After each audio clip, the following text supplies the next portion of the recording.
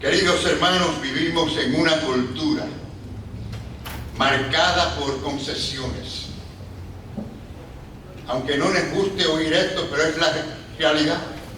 La sociedad ha reemplazado los parámetros morales y los principios cristianos por la conveniencia, por el pragmatismo, por aquello que es positivo. Hoy parece más importante lo que conviene, lo que nos place, lo que nos es positivo, que los principios establecidos por Dios. Esta filosofía, mis queridos hermanos, de si les sirve, si les gusta, hágalo, se ha infiltrado incluso dentro de las iglesias. Y esta forma de pensar se ha convertido en la justificación que está llevando a muchos creyentes e iglesias a comprometer su conciencia y sus convicciones.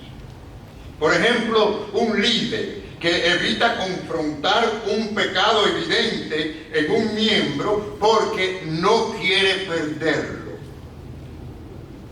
Un creyente deja de compartir el evangelio en su trabajo porque no quiere incomodar a nadie. Una familia adopta ciertas prácticas mundanas en su hogar porque a los hijos les gusta y así no se molestan. O un ministro que suaviza la verdad bíblica para no ofender a los visitantes y así la iglesia crece.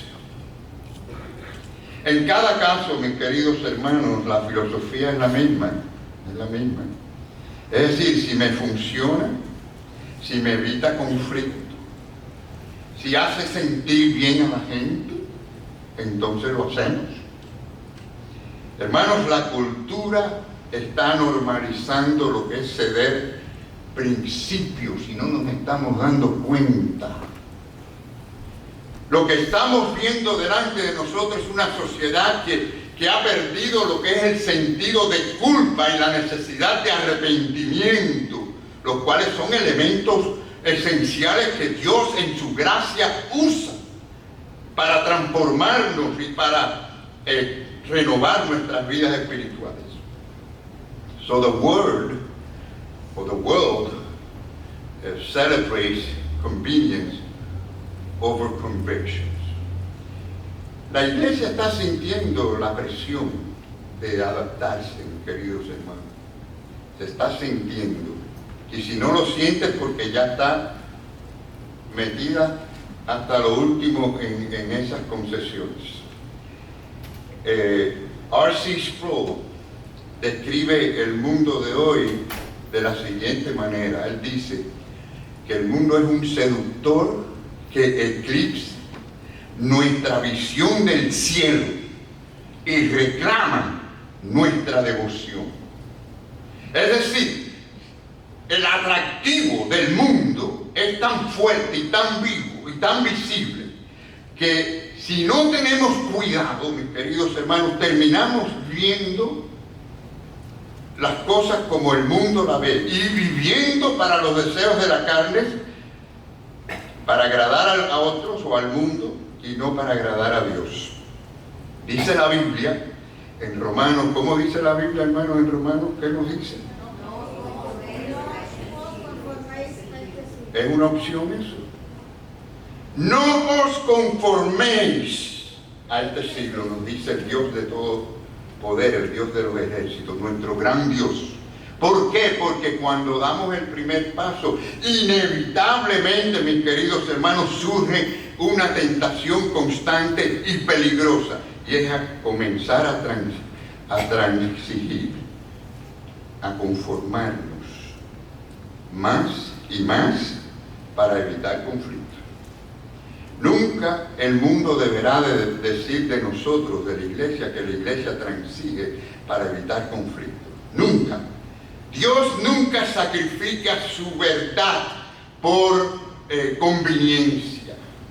El Salmo, si usted vaya al Salmo 138, vemos que el salmista nos enseña que hay una base sólida en la que cada creyente puede confiar para no caer en esas tentaciones. Miren cuál es la base sólida. Porque has engrandecido tu nombre. Y tu palabra, ¿qué, hermanos? Dice, y tu palabra sobre todas las cosas. Es decir, Dios exalta su propia palabra, su verdad, porque Él siempre ha sido fiel y será fiel a su propia palabra. Sostiene sus promesas. Y por supuesto, Él ha revelado a través de su palabra la grandeza de su nombre. Nos ha enseñado acerca de Él, acerca de nosotros. Y por tanto, en vez de nosotros conformarnos y ceder a las cosas del mundo, pues la iglesia es llamada por Dios a anclarse fielmente en la verdad absoluta de Dios, verdad que Él mismo exalta, como podemos ver en el texto, por encima de todas las cosas. Y ahí está el secreto, mis queridos hermanos. Este es el secreto de la vida cristiana, el secreto de una iglesia que está fortalecida en el Señor, anclada en la palabra de Dios.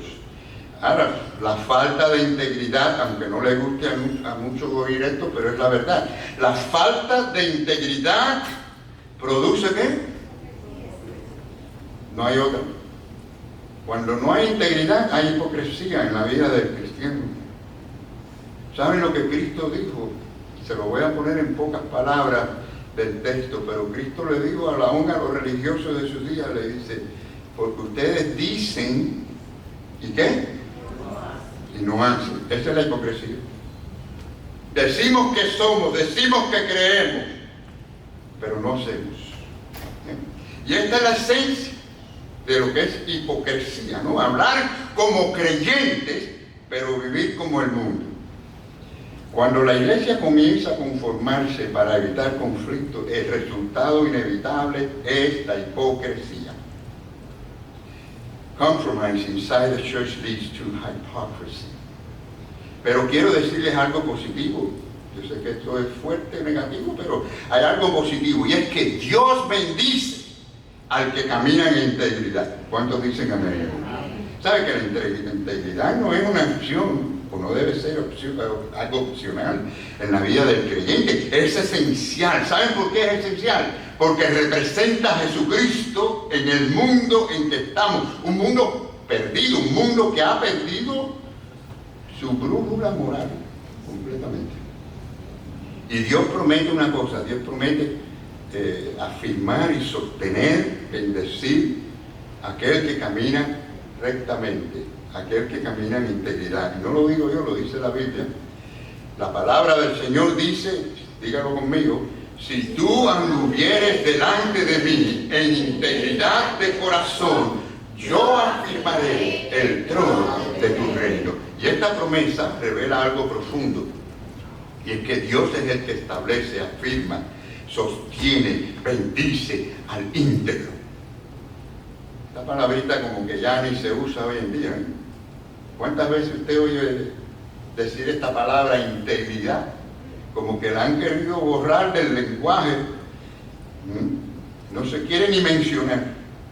Pero la integridad es el suelo donde crece, hermanos, una vida espiritual auténtica.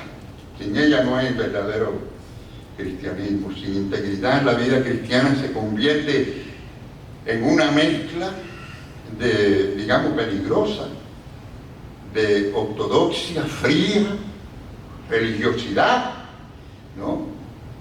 Concesiones sutiles, y por supuesto se pierde el poder del Espíritu Santo en nuestra vida.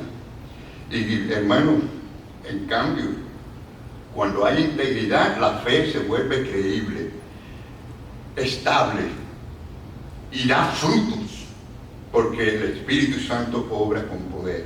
Y la integridad es lo que da realmente el peso, da coherencia, da credibilidad a nuestra fe. Yo quiero que ustedes analicen esta pregunta, la pregunta del salmista, mis queridos hermanos. La pregunta del salmista en el Salmo 15, ¿cómo pregunta? ¿Quién habitará en tu tabernáculo? El que anda en integridad. Ahí está. La palabra del Señor lo dice. So God honors and establishes the upright. El salmista no está preguntando aquí por rituales, ni por emocionalismo, ni nada de eso, ni por apariencia. Pregunta por integridad, por carácter. Porque Dios honra y establece al íntegro. Hermanos, la integridad tiene un valor incomparable y es necesaria hoy en día si queremos impactar al mundo tan lleno de tinieblas. No sé cuántos de ustedes conocen la historia de Eric Liddell, el corredor olímpico escocés, quien, vamos a decir, que fue inmortalizado a través de la película llamada Carros de Fuegos. Yo sé que es bien antigua, pero quizás si van a YouTube la pueden ver completica porque es algo bien antiguo. Carros de Fuegos. Yo creo que es un hermoso ejemplo de integridad cristiana bajo presión. ¿Cuántos lo han visto? Se lo recomiendo. ¿Saben por qué? Porque creo que desafía a muchos cristianos de hoy día. Esta historia dice algo que muchos cristianos hoy quizás hasta vean como extraño. Durante meses este hombre se preparó para correr los 100 metros en las Olimpiadas en París en el año 1924. Él era el favorito para ganar. Toda Bretaña esperaba verlo a él ganar. Pero cuando se anunció el programa, descubrió que las eliminatorias iban a ser en domingo, Día del Señor. Y aquí está lo que es muy extraño para el cristiano de hoy. Y para él, quien adoraba a Cristo cada domingo, competir ese día significaba deshonrar a su Señor. Al que le sirva el zapato, que se lo ponga. Liddell no hizo discurso, no buscó atención del público, no trató de imponer su convicción, simplemente dijo: yo no voy a correr el domingo porque es día de adorar a mi Cristo. Y eso fue todo. Eso fue todo. Hermanos, como necesitamos cristianos así hoy en día. Muchos que no ven el día de adorar al Señor con el valor, con la importancia que debe tener. Y claro, muchos, aunque antes lo elogiaban, ahora le decían loco. Otros lo criticaban. La prensa lo presionó, pero él se mantuvo ahí firme. Ahora, una cosa sí supieron todos ellos, que este hombre sí estaba preparado para defender sus convicciones. No era nada más decir, era hacer. Las autoridades olímpicas intentaron convencerlo a él, pero él se mantuvo. ¿Saben lo que pasó? Que Dios lo honró. ¿Qué ocurrió? El Comité Olímpico Británico le preguntó si él estaba dispuesto a correr los 400 metros, una carrera que él nunca había considerado seriamente. Bueno, pues fue y corrió esa carrera, los 400 metros. ¿Y saben qué? Ganó. Ganó la medalla de oro. Y no solo ganó la medalla de oro, estableció un récord mundial. Claro. Años después Dios lo llamó al campo misionero a China. Hermanos, la integridad siempre será honrada por nuestro Dios. La integridad nace, por supuesto, de convicciones firmes y la necesitamos hoy en día. La pregunta es, ¿qué tenía este hombre, Eric Liddell, que se mantuvo fiel, firme, cuando todos estaban queriendo que él se diera? Fíjense que los productores de la película, esa película Carros de Fuego, que yo les recomiendo que la vean, dijeron, quizás sin darse cuenta de lo que estaban diciendo, dijeron, su velocidad es una extensión de su misma vida, su fuerza.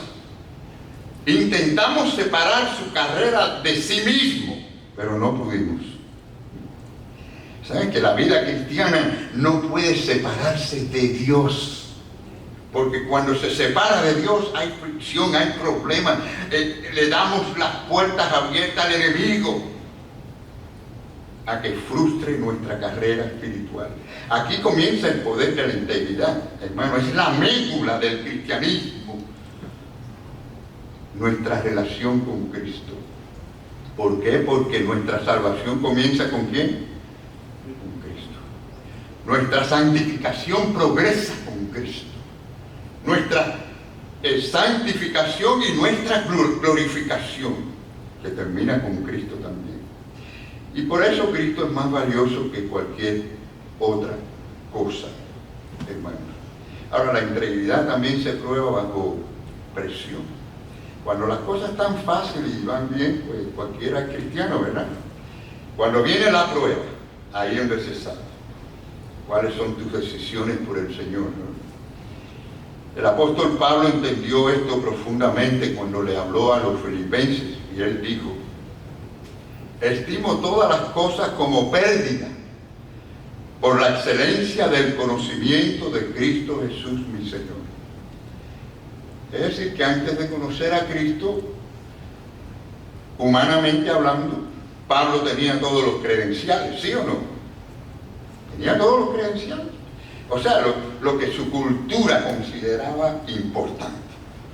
Él era de la tribu correcta, tenía los rituales correctos, tenía la tradición correcta, hasta celo por Dios supuestamente tenía.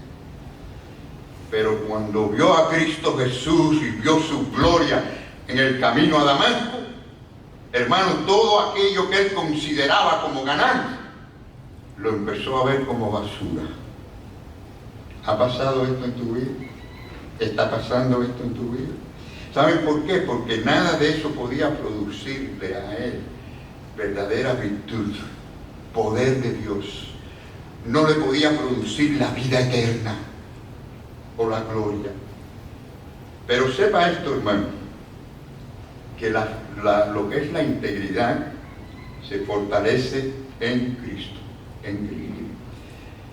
Escuchemos la confesión de un hombre que descubrió que Dios era su porción y su tesoro. Mi pregunta sería, antes de leer el texto: ¿es Jesucristo tu tesoro, tu verdadero tesoro? No nos engañemos. Es muy fácil decir, yo creo en Cristo, pero es Él tu tesoro, el mayor tesoro. Miren lo que dijo el salmista, queridos hermanos: ¿a quién tengo yo en los cielos sino a ti? Y fuera de ti nada deseo en la tierra. Ahí hay un problema, porque muchos cristianos están deseando muchas cosas del mundo.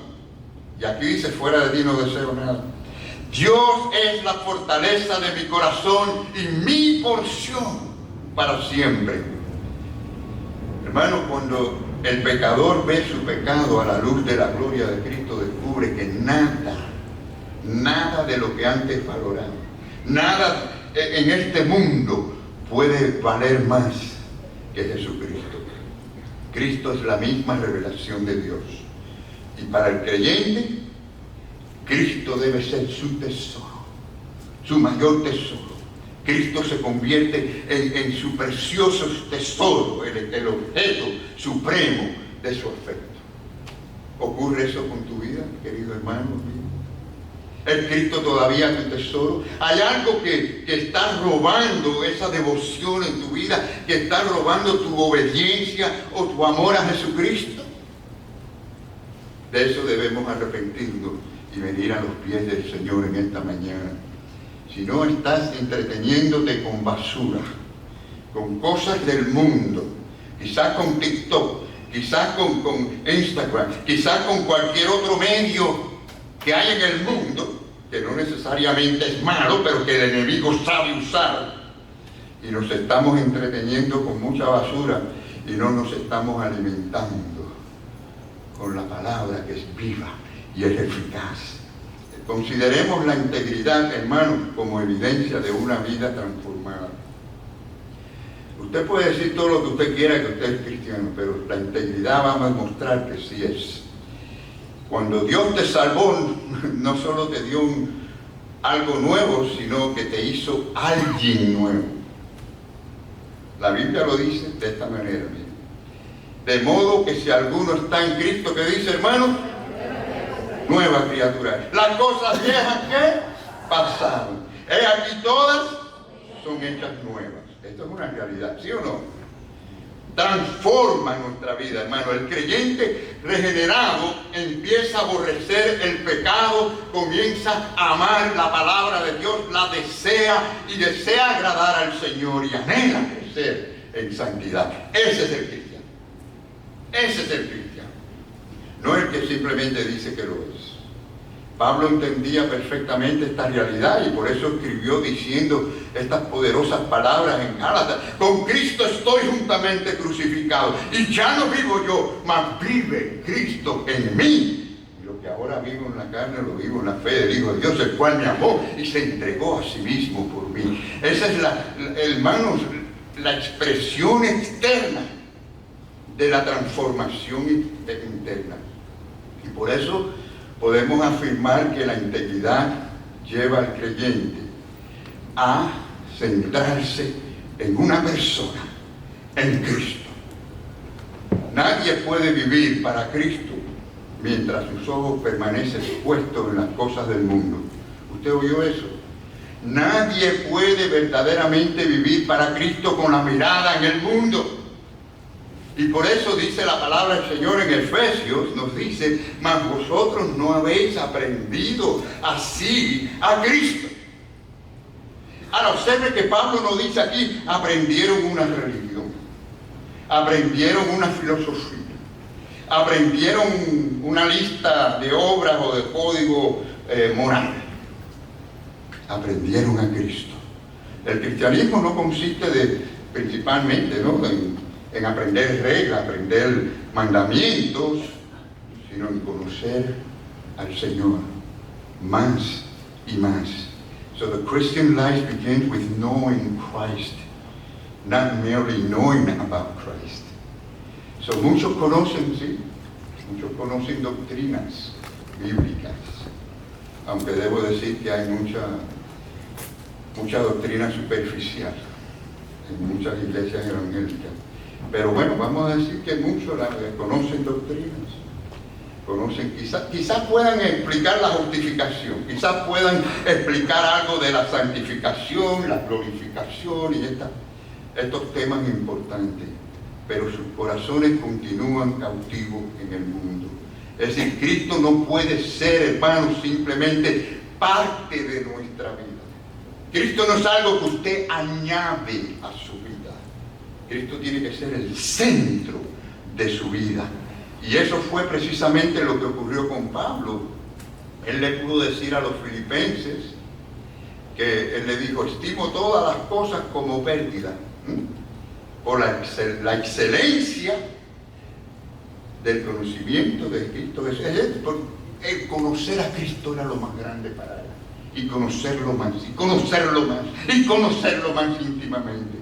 Y muchas veces simplemente dejamos de contemplar a Cristo. O sea que el problema no son pecados escandalosos, sino el problema a veces es que dejamos de poner nuestra mirada en nuestro Señor, en deleitarnos con Él. Comenzamos a vivir preocupados.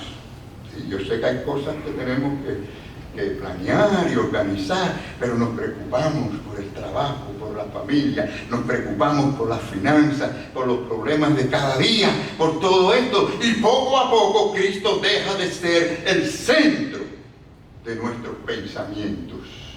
¿Seguimos asistiendo a la iglesia? Sí.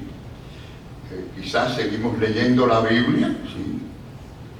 Y quizás hasta sirviendo en los mejores casos en la iglesia, pero su corazón sigue allí cautivado por el mundo y no por Jesucristo. Cuando Cristo deja de ocupar el centro en tu vida, querido amigo, querido hermano, nuestra atención inevitablemente se va hacia otra cosa.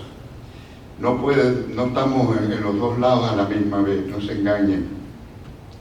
Y por eso Santiago hace una advertencia muy seria. ¿Están listos para esta advertencia? ¿Qué dice la palabra? Vamos a ver si lo decimos todos juntos. La amistad del mundo es enemistad contra Dios. Punto. No hay pero. Tan simple como eso. No podemos amar al mundo ni las cosas del mundo. No podemos tener esa amistad con las cosas del mundo. O Cristo gobierna nuestro afecto o el mundo termina gobernando. Y nuestro problema nunca ha sido simplemente hacer cosas muy malas. Es amar demasiado las cosas que no debemos de amar. Como en primer lugar, dejamos a Cristo a un lado, ya no es nuestro primer amor, es Cristo tu primer amor. Y por eso Pablo añade una verdad extraordinaria: mas nosotros tenemos la mente de Cristo. O sea que Dios no solamente nos ha dado vida eterna al salvarnos, sino comenzó a transformar nuestra manera de pensar, la mente. ¿En qué pensamos? ¿En qué pensamos, hermanos? ¿Pensamos en honrar a Cristo cada día? ¿Pensamos en glorificarle a Él a través de lo que pensamos, hacemos, decimos? Es decir, esa es la mente de Cristo actuando en nosotros. So when Christ becomes our focus, integrity becomes our lifestyle. Hermano, permítame hacerle una pregunta.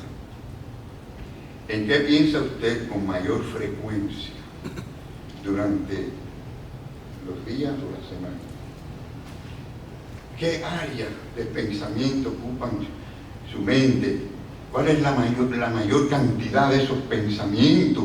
Porque aquello que ocupa constantemente nuestros pensamientos terminará gobernando nuestras decisiones.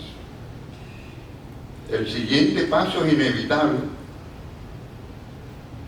La palabra nos dice: oye, despójate de ese viejo hombre, quítate. Eso es lo que el Señor nos está diciendo en esta mañana, hermano. Allí en Efesios 4 nos dice el Señor: en cuanto a la pasada manera de vivir, despojaos del viejo hombre. Es un mandamiento del Señor, que está viciado conforme a los deseos engañosos. Así que tenemos una lucha que es real, que es diaria, que es constante. Y por eso es el mandamiento de que cada día, cada momento tenemos que estar quitándonos ese traje sucio, viejo. The old self belonged to who we were, not who we are in Christ. Despojarse, hermano. ¿Qué significa para ti esto? Es como quitarte algo o una ropa que está sucia, que hay que lavarla. Y así ocurre en lo espiritual. Es el viejo hombre que muere, que hay que quitárselo. Saben que el Evangelio llama al pecador a abandonar ese viejo hombre en arrepentimiento y, es decir, a ponernos un nuevo traje. O sea, el llamado es a vestirnos del nuevo hombre, a despojarse, pero también a vestirse del nuevo hombre. La palabra del Señor lo dice así: renovaos en el espíritu de vuestra mente y vestíos del nuevo hombre, según Dios, en la justicia y santidad de la verdad, hermano. So the new self reflects the life of Christ within us. Y esta renovación es continua, es cada día. No es que usted lo haga hoy y ya no tiene que preocuparse. No, es constante. La Biblia dice en Romanos 12, dice: transformaos por medio de la renovación de nuestro entendimiento. Es decir, el nuevo hombre ahora es sensible al pecado, es sensible a las cosas espirituales, es sensible a la palabra de Dios, ama la verdad y es caracterizado por desear la justicia de Dios, la santidad de Dios en su vida.